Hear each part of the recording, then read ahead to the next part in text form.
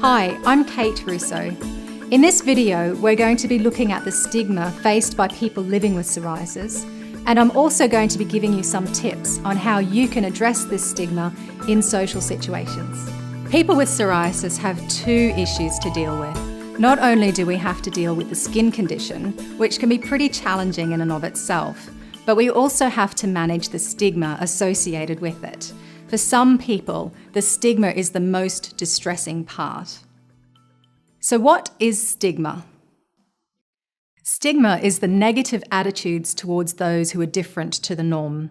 Social stigma is the reactions of the public, whereas self-stigma is when you turn those reactions onto yourself.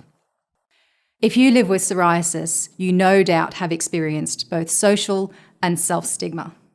Having psoriasis can be embarrassing and it can lead to some tricky social situations. But you don't have to hide yourself away. We need to challenge the view that people who are different need to hide away in public. So let's discuss what you can do when you're in public and how you can use explain and reassure as your secret weapons. Let's explore the first scenario, which involves the look. I'm sure you're familiar with it. Imagine you are standing in line at the checkout and the lady behind you keeps staring at your psoriasis. She doesn't say anything, but she just keeps looking and looking. What should you do? There are three ways to react here: the passive way, the assertive way, and the aggressive way. With the passive approach, you would hide your psoriasis and avoid all eye contact. The aggressive way, you would be yelling at her to mind her own business. Both of these reactions actually increase the stigma of psoriasis.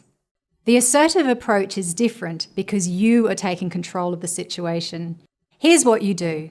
You explain and then you reassure. You want to explain what psoriasis is and then you reassure them that it's not contagious. So you would be saying something as simple as, "This is psoriasis, it's a skin condition, it's not contagious."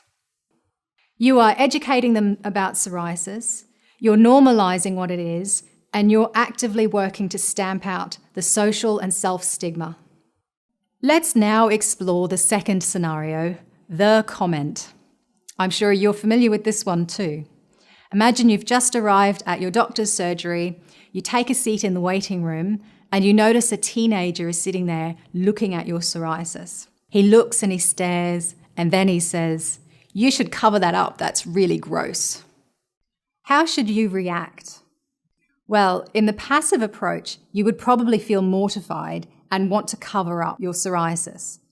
In the aggressive approach, you would probably shout at him because you'd feel really angry. Being assertive in this situation is a little more challenging because there's a bit of negativity in this interaction. So, in addition to explain and reassure, we're going to add another secret weapon, distract. So you're giving information about psoriasis, you're giving reassurance that it's nothing to worry about, but you're also doing something to close conversation down. So you might say something like this: "It's psoriasis, it's not contagious, and actually it gets worse if I cover it up. Can you pass that magazine, please?" Staying calm, using explain and reassure, plus also adding the distract, allows you to close the conversation down.